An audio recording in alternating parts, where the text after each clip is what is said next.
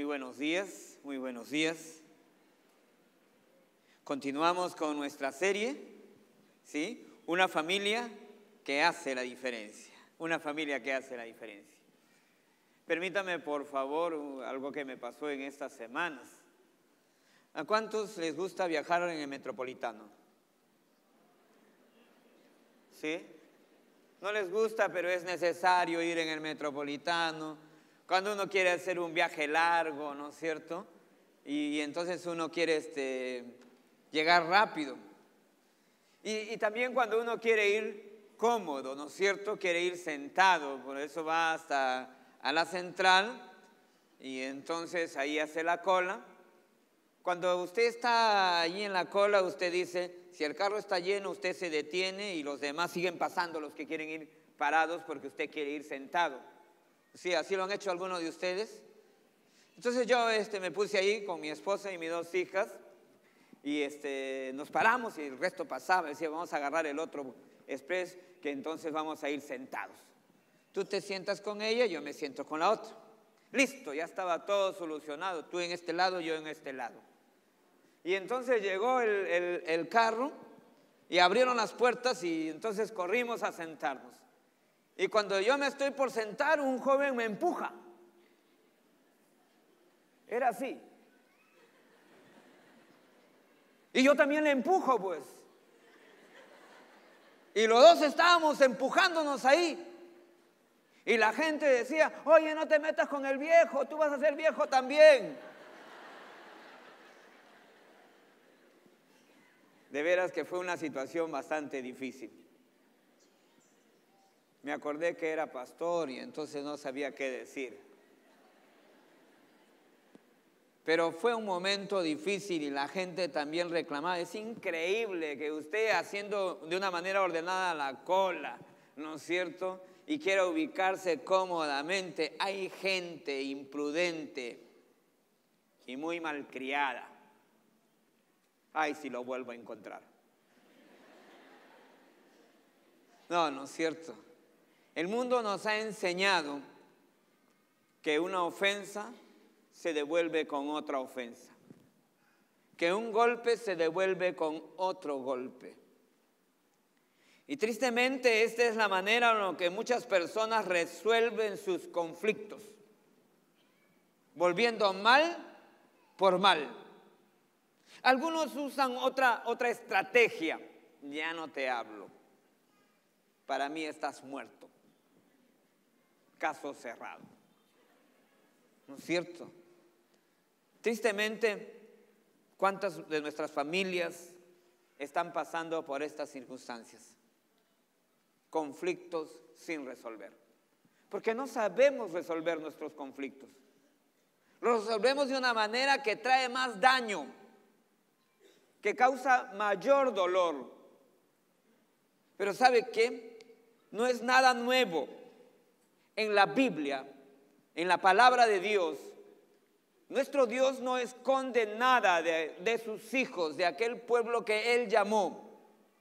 Desde el inicio, desde el Génesis, vamos a encontrar un conflicto entre hermanos, Caín y Abel. Y Caín terminó matando a Abel. Vemos otro conflicto también allí, en la que por decir un tío que adopta a su sobrino para criarlo, al final del tiempo resulta en que se trajo un problema. Un pleito entre un tío y un sobrino. Más adelante vamos a encontrar un Absalón que quiere tener más capacidad que su propio padre, que cree que ya es el tiempo de recibir la herencia y de ocupar el lugar del trono. Y se subleva. La Biblia no esconde los conflictos. La Biblia los pone adelante para nuestro conocimiento y para nuestra instrucción. Hay una parejita, Isaac y Rebeca. Y la Biblia describe que Isaac amó a Esaú y Rebeca a Jacob. Sí, una pareja, un matrimonio como cualquiera de nosotros, que por desconocimiento el problema de pareja lo transfieren a sus hijos y agarran a cada uno para ser los protagonistas, sin darnos cuenta que dañamos a nuestros hijos. Y Esaú y Jacob vivieron en pleito por muchos años. Hay conflictos en la vida. Dios nos hizo diferentes. Por eso la palabra de Dios en esta mañana quiere enseñarnos a nosotros a cómo resolver nuestros conflictos. Porque somos una familia que hace la diferencia.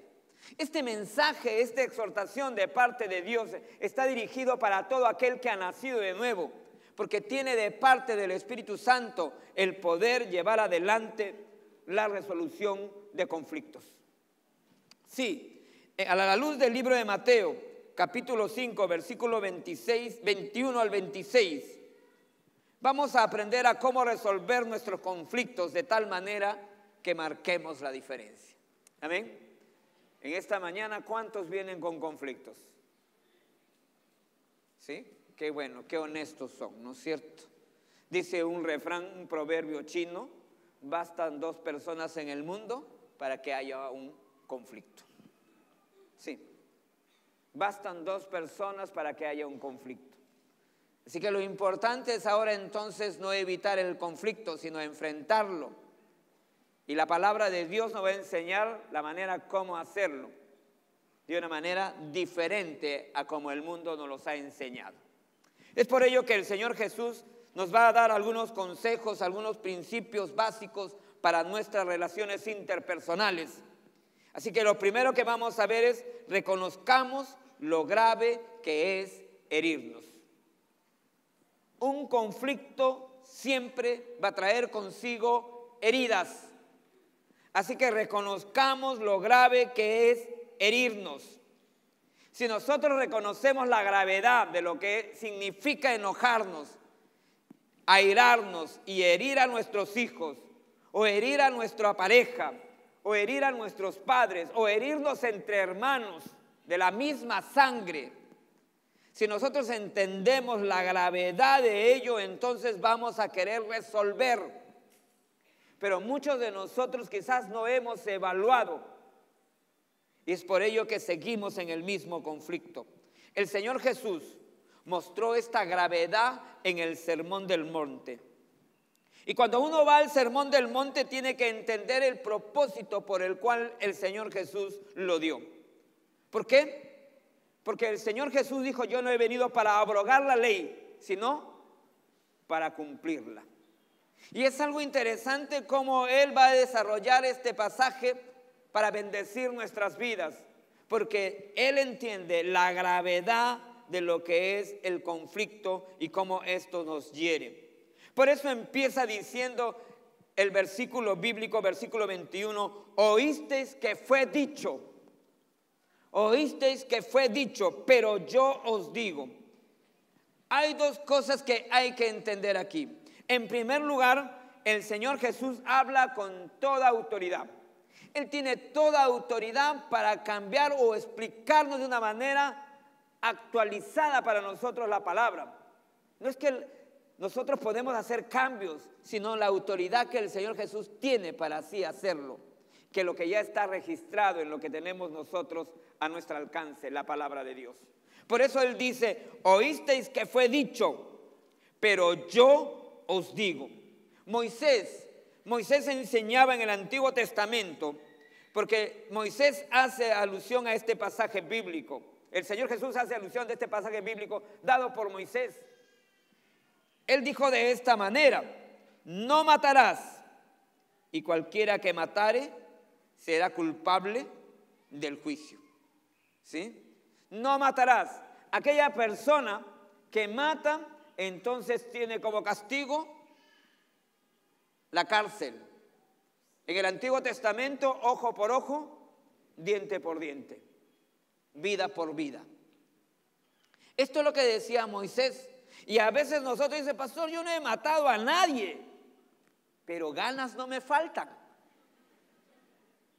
Sí, Pero ¿sabe qué? El Señor Jesús por ello en esta mañana nos va a hablar un poquito más allá.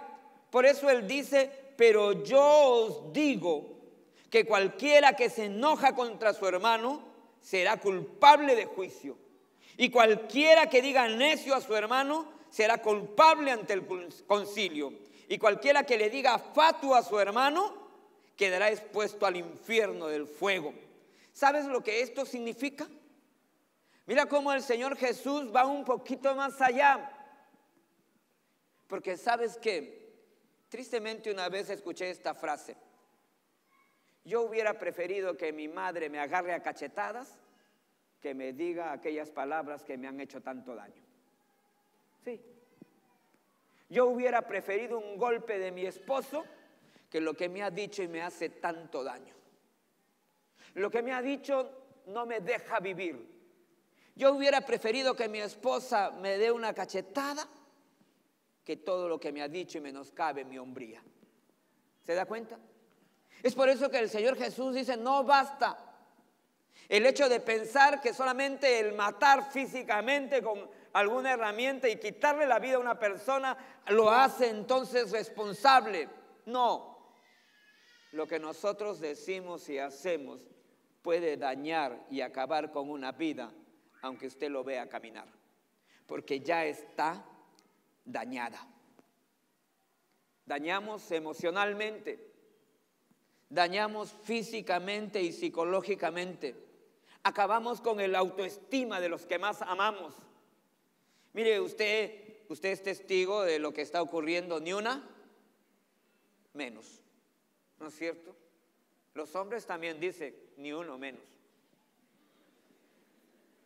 Porque usted cree que solamente hay mujeres, hombres pegalones, también hay mujeres pegalonas. Sí. ¿Y de dónde aprenden los hombres a ser pegalones y pegalonas? Papá, tú enseñas a tu hija mujer a cómo debe ser tratada por un hombre. Y mamá, tú enseñas a tu hija mujer todo lo que puede aguantar o tratar con un hombre. Por eso ellos son resultado de lo que nosotros hemos hecho. Sí, nosotros somos los responsables, nosotros venimos matando a nuestra sociedad con nuestro comportamiento, porque no resolvemos nuestros conflictos de una manera diferente a la manera como Dios lo ha diseñado. No recapacitamos en la gravedad de lo que es herirnos. Es por ello que el Señor Jesús nos va a exhortar a nosotros de dos maneras. Cuando nos enojamos con odio y resentimiento. Sí, mire, cualquiera que se enoje contra su hermano será culpable de juicio. Cualquiera que se enoje. Hay dos palabras griegas para identificar el enojo. Una de ellas tiene que ver con aquel enojo momentáneo. Déjeme explicarle, porque hay diferentes tipos. Aquello que... Amor, ¿mañana qué vamos a comer?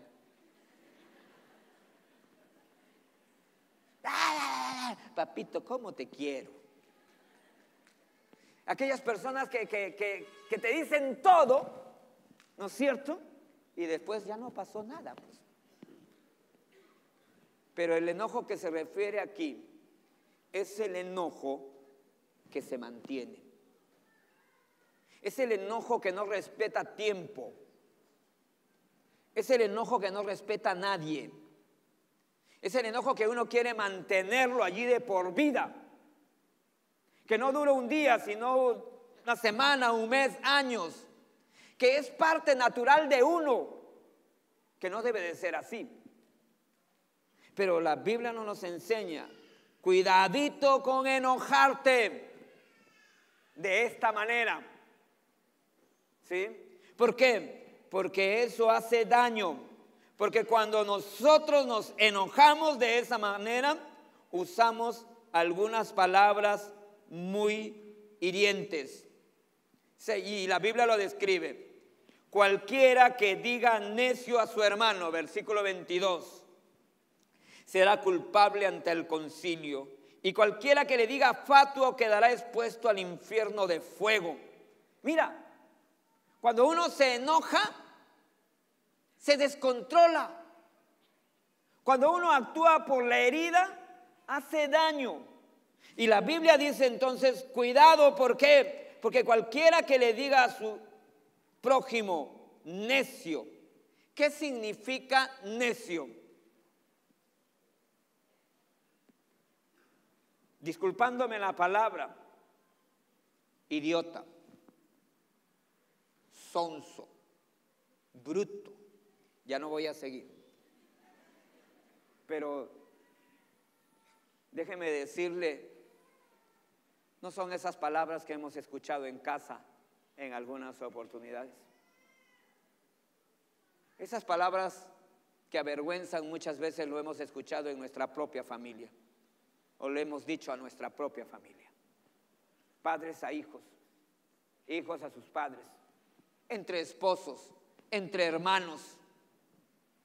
Y le damos un calificativo muy terrible que el Señor Jesús condena. Cuidado, cualquiera que le diga necio a su hermano será culpable de juicio, porque le está dando un calificativo que hace daño.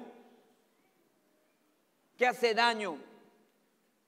Otra de las palabras que describe aquí es la palabra fatuo.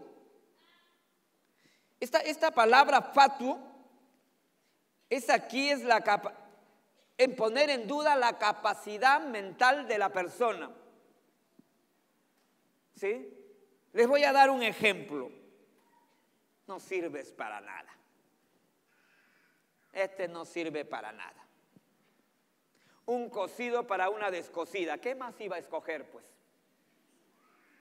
Mira con quién te has metido. Claro, si no usas tu cerebro. Sí. Entonces estamos condenando con nuestras palabras a un comportamiento no correcto. Y tristemente, muchos se los creen. ¿Por qué cree que estamos llenos de tanta violencia? Porque ya nos hemos vuelto insensibles. Ya nadie respeta a nadie. Ya nadie tiene principios y valores. Porque si tu propia familia no te trata correctamente, ¿cómo vas a tratar a los demás? Es una vergüenza. Usted está sentado en el ómnibus ahí, ¿no es cierto? O va en el ómnibus y ve a un jovencito, discúlpeme, no estoy en contra de los jóvenes, sino para el ejemplo. Arriba tengo que mirar, ¿no es cierto? De repente hay algo que me cae ahí, algunos tomates. Pero bien a los audífonos, bien al celularzazo, bien sentado. Y una señora de edad le dice, joven, ¿puede darme asiento? No, este no es asiento preferencial. A mí me dio unas ganas, pero ganas nada más. Porque nadie respeta a nadie.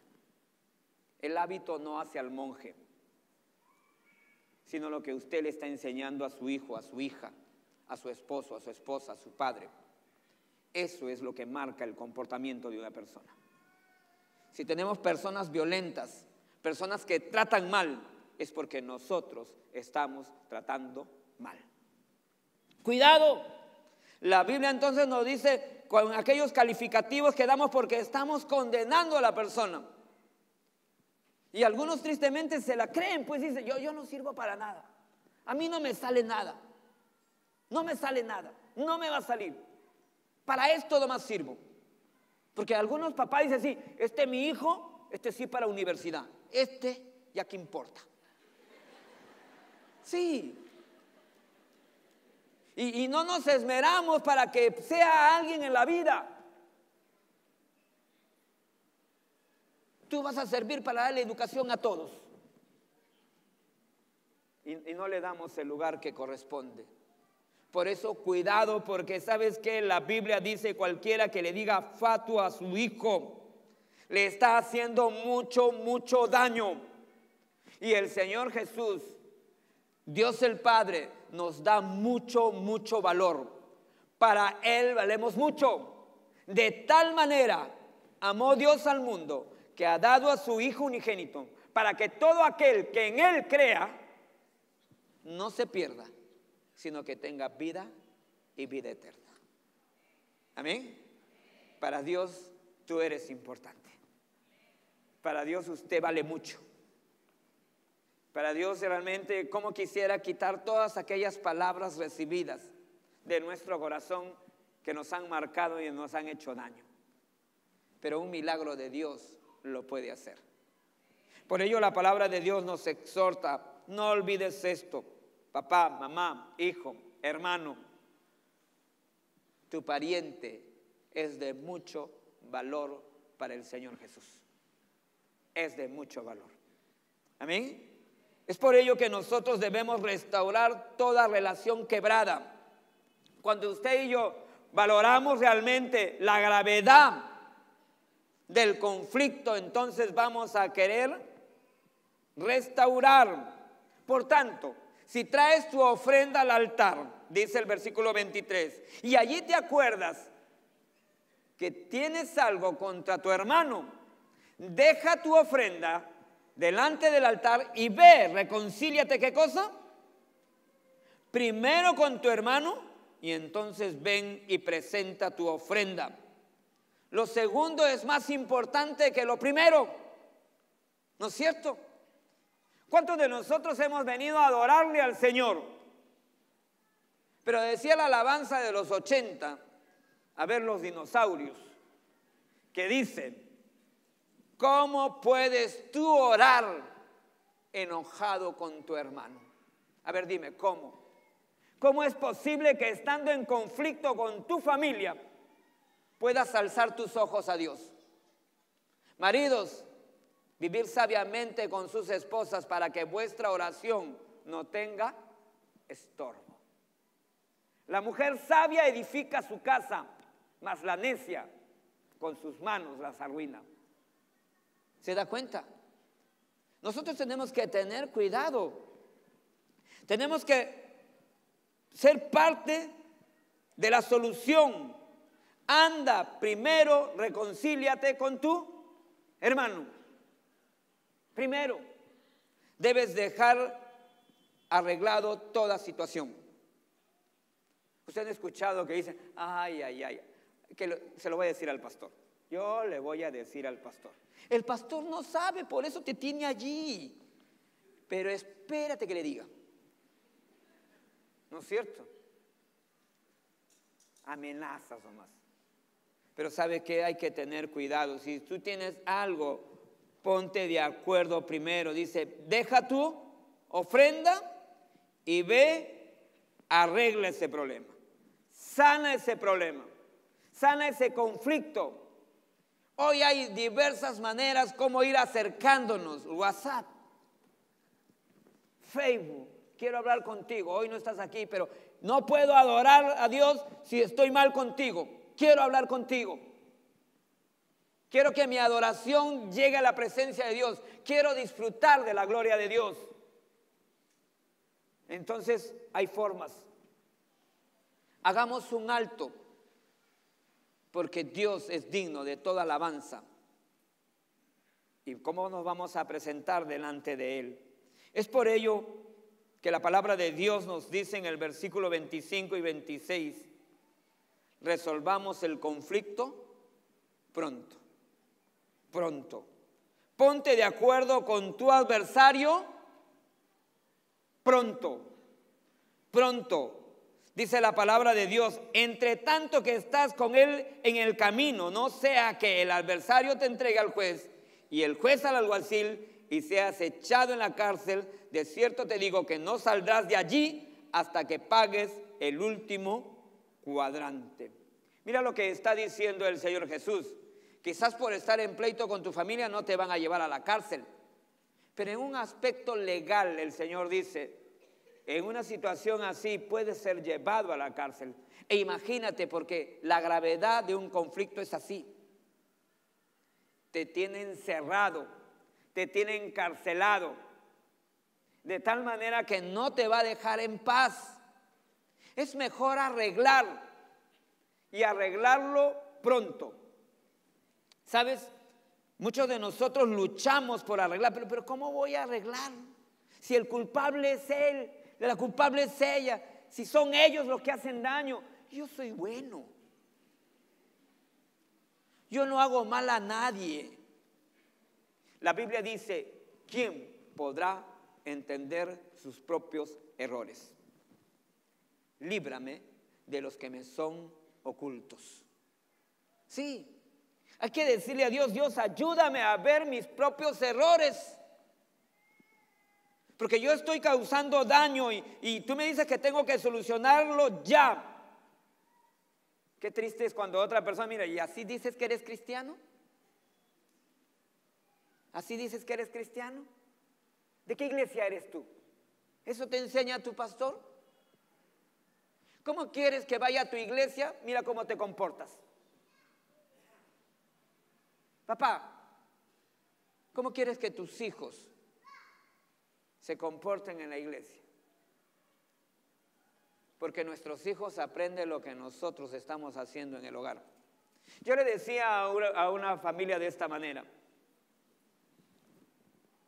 si tú estás llevando tu relación de matrimonio en una vida de conflicto constante y no buscas solución, ¿qué solución buscarán tus hijos cuando se casen? Van a decir, si mis padres siendo evangélicos no supieron arreglar, ¿por qué tengo que buscar yo de Dios? Mire el mal ejemplo que le estamos dando. También entre hermanos. Qué vergüenza cuando leemos ahí en los diarios o escuchamos en los noticieros, se matan entre hermanos por la herencia.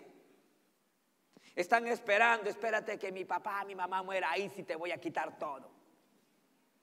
Sí. Miren, esa viejita le quitaron su casa. Los hijos lo dejaron en la ruina.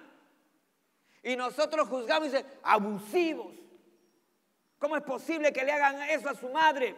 No justifico, pero lo que siembra está cosechando. Por eso ponte de acuerdo antes que el tiempo pase y el daño total venga a tu vida. Desde ya uno está sufriendo por el conflicto y tiene dolor, pero va a ser peor. El tiempo no soluciona. El silencio no soluciona. Podemos pasar por alto ciertas cosas, pero no todo. Porque el enojo va a engendrar, ¿qué cosa? Odio, resentimiento. Va a engendrar amargura. Y entonces uno cuando trata con su prójimo, cuando trata con su familia, trata con la herida. La ciencia ha demostrado el comportamiento humano muchas veces de hogares disfuncionales, en conflictos. En su nueva relación lo ven todo conflicto. Porque eso le hemos enseñado a nuestros hijos. Así se resuelven los problemas aquí. Y no es a la manera de Dios. Porque Dios resuelve los conflictos de una manera diferente. Diferente. Por eso mejor hay que arreglarlo pronto. Permítame, por favor, algunos consejos. ¿Está bien? ¿Cuántos tienen conflictos? Yo felicito a los valientes, ¿no es cierto? Arriba también con sus padres. Muy bien. ¿No es cierto? Hay conflictos, siempre. Lo vamos a tener, no nos hizo Dios iguales. Usted tiene hijos sanguíneos, coléricos, melancólicos y flemáticos. Y no le va a pedir a todos que se rían, uno nomás se va a reír. Y no le va a pedir a todos que se pongan serios, uno nomás va a parecer el molesto. Hay que entender que Dios nos hizo diferentes. Miramos la vida de una manera diferente, pero aprendamos a mirarlo como la Biblia nos enseña. Amén. Por ello, un primer consejo. Permítame, por favor. Efesios 4:26. Entendamos que el enojo no es pecado. El enojo no es pecado. Me puedo enojar. ¿Sí? No sé si ha venido un niño. Estábamos ahí con una familia ahí, le hice una broma Claro, yo soy siempre pesado. Y me mira y me dice, estoy molesto. Y yo lo miré y estaba molesto, pues. Y bien molesto. Entonces tenía que frenarme porque era casi de mi tamaño. ¿Sí? Hay que entender cuando una persona se enoja. Cuando tu esposa te dice, estoy enojada. ¿Estás enojada? ¿Y por qué estás enojada? ¿Ya me enojaste más?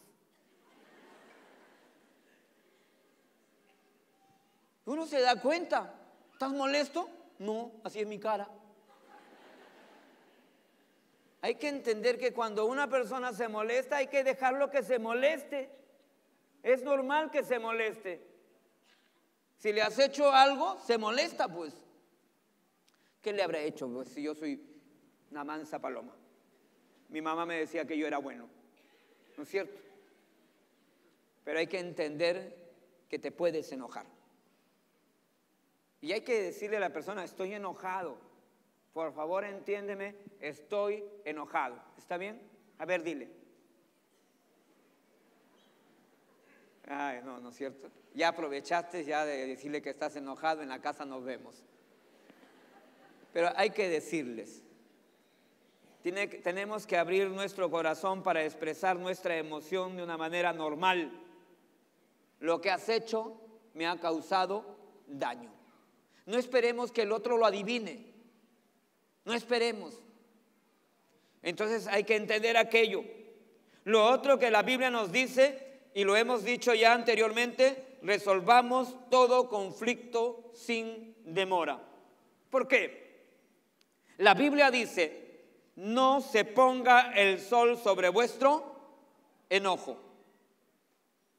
¿Está bien? Ya te enojaste, pero no has explotado, pero ahí estás. ¿Cuánto debe de durar ese enojo? ¿Cuánto? ¿1 hora? ¿2 horas? Sí. Claro que algunos demoran 1 día, 2 años, 3 años. Esos son crueles. Algunos es parte de su temperamento hasta que se descargue. Está ahí, esperando algo más. Y no debe de ser así. La Biblia hace de una manera figurativa. ¿Tienes tu tiempo para enojarte? Sí. Pero que no se ponga el sol sobre tu enojo. ¿Dónde? ¿En qué planeta estás? ¿Cuántas horas dura el sol? Máximo 8 horas. ¿Sí o no? ¿O vives en Júpiter? Que sigues enojado y has venido enojado o enojada. Deja el enojo a un lado, porque la Biblia dice que esto hace daño.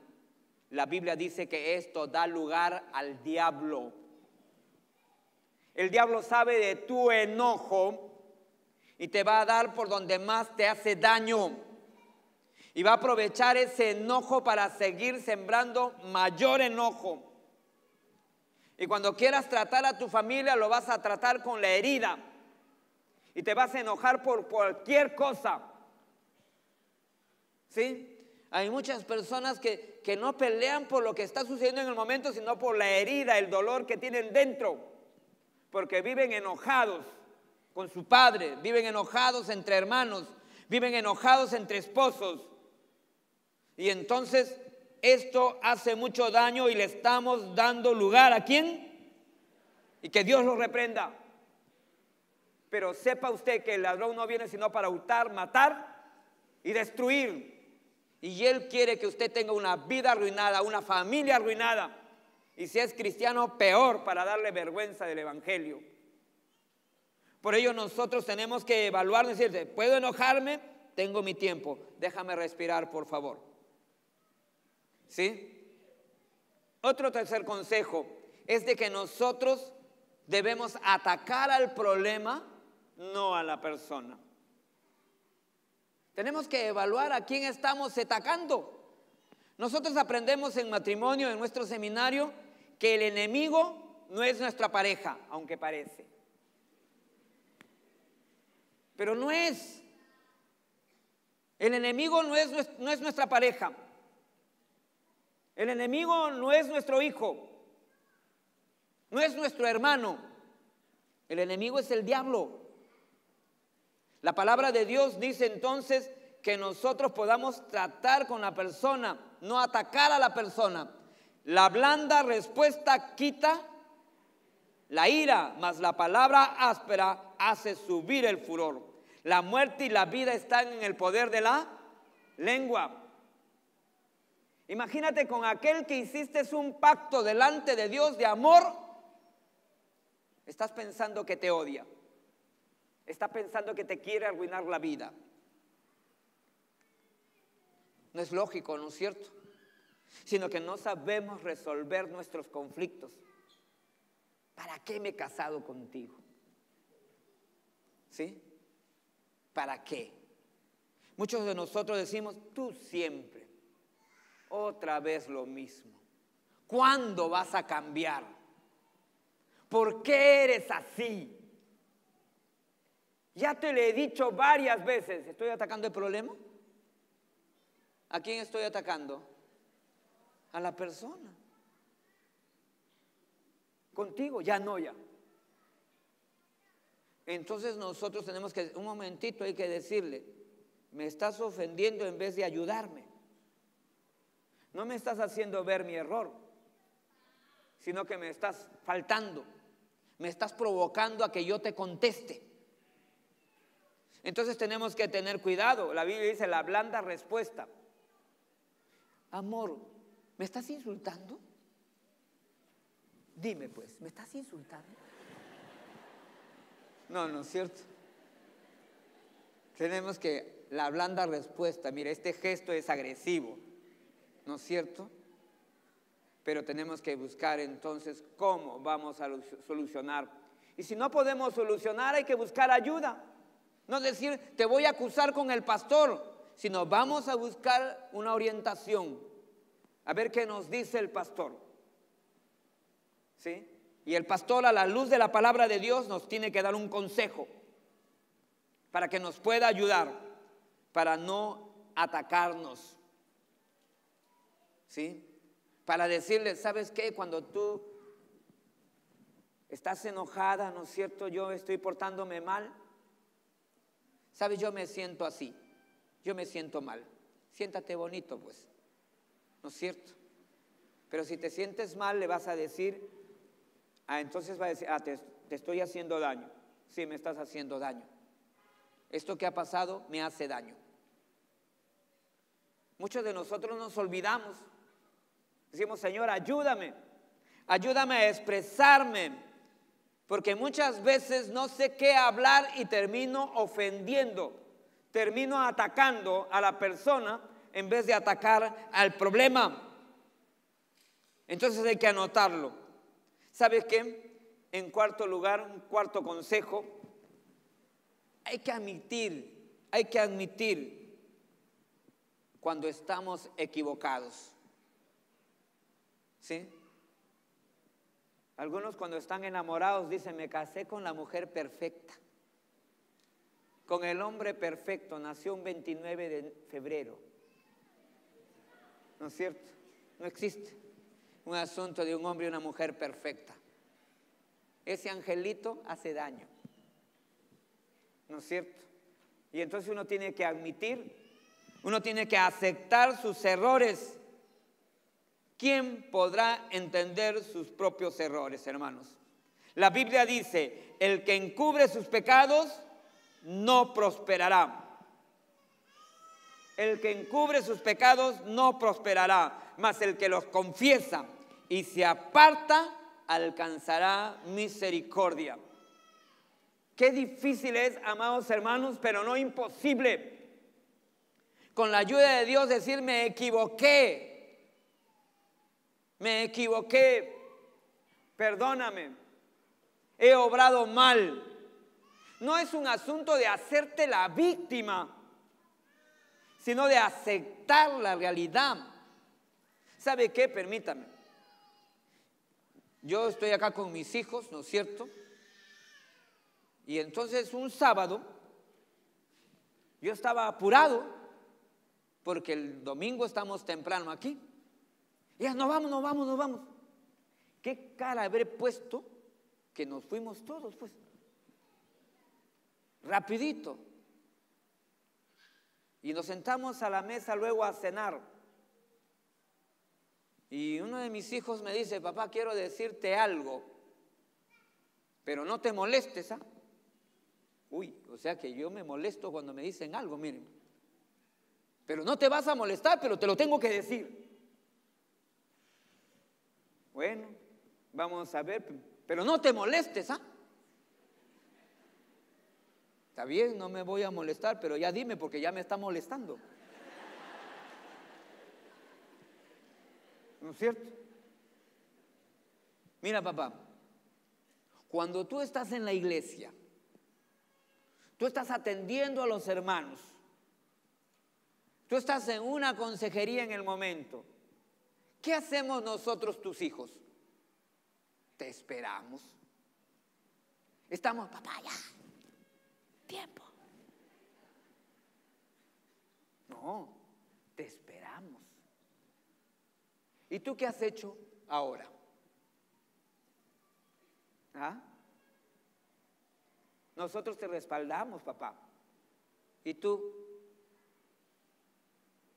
Caballero, pues, ¿no es cierto? Caballero, le dije: perdón, pues, no lo voy a volver a repetir esta semana.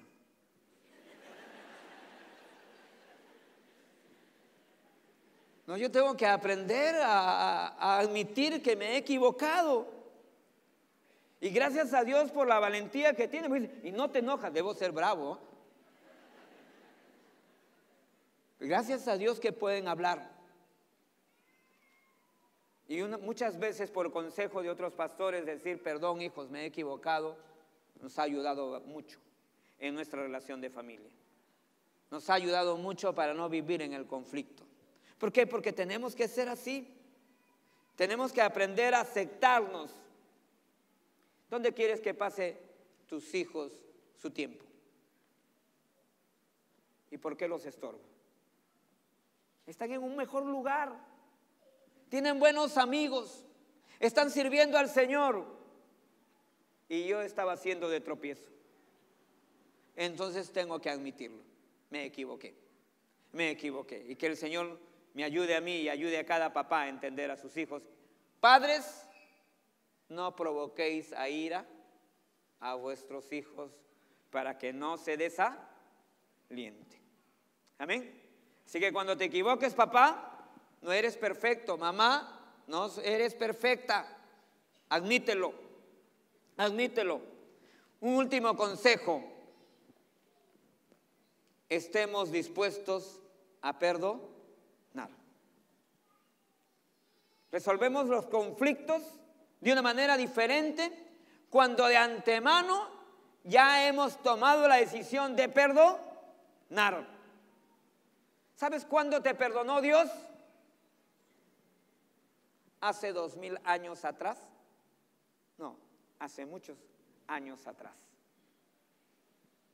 Mas Dios muestra su amor para con nosotros en que, siendo aún pecadores, Cristo murió por nosotros y nos ha perdonado todos nuestros pecados. Sin derramamiento de sangre no hay perdón de pecados. Cuando Cristo nuestro Señor dio su vida, todavía nosotros no habíamos nacido, pero lo dio por ti y lo dio por mí, porque nos perdonó antes. Amén. Cristo te ha perdonado. Si usted abrió su corazón a Jesús y le entregó su vida, usted se apropió de aquel perdón. Es por ello que usted, amado hermano, puede decirle a los demás: te perdono porque Dios me ha perdonado. Te perdono porque así me ha perdonado el Señor. Mira lo que dice la palabra: porque si perdonan a otros sus ofensas, también los perdonará a ustedes su Padre Celestial. Porque si tú tienes un padre que sabe perdonar, tú eres un hijo que sabes perdonar. Y tú eres un hijo de Dios. ¿Cuántos pecados te ha perdonado el Señor? ¿Cuántos pecados te ha perdonado el Señor?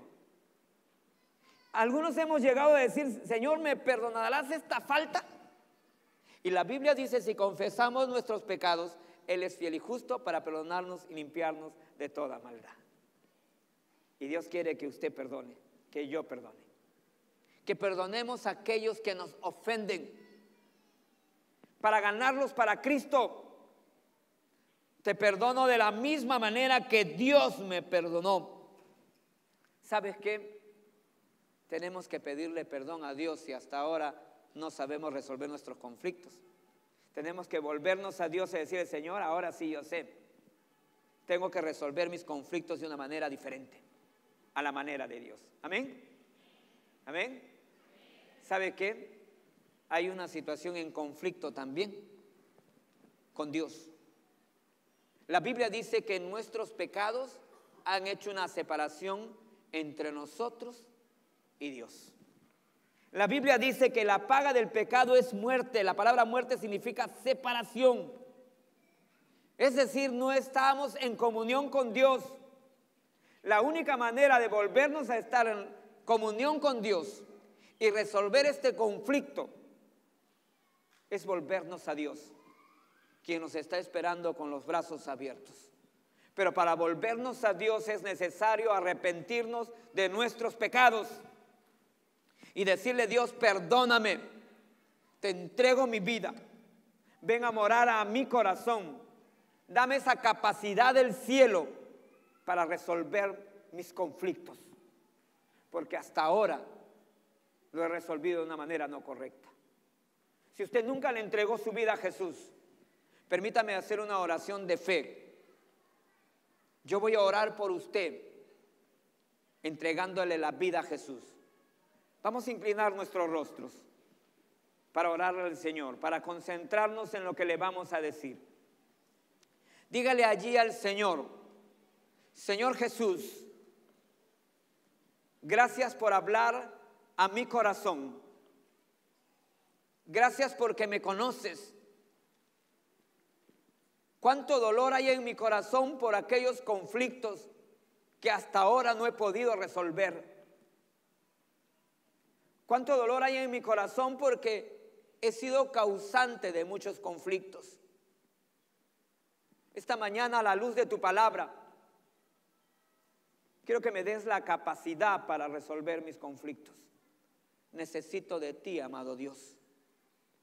Esta mañana comprendo que estoy en conflicto contigo por mis pecados. Te pido perdón por mis pecados. Me arrepiento, Señor Jesús, de ello y te entrego mi vida. Ven a morar a mi corazón en el nombre de Jesús. Sigamos orando.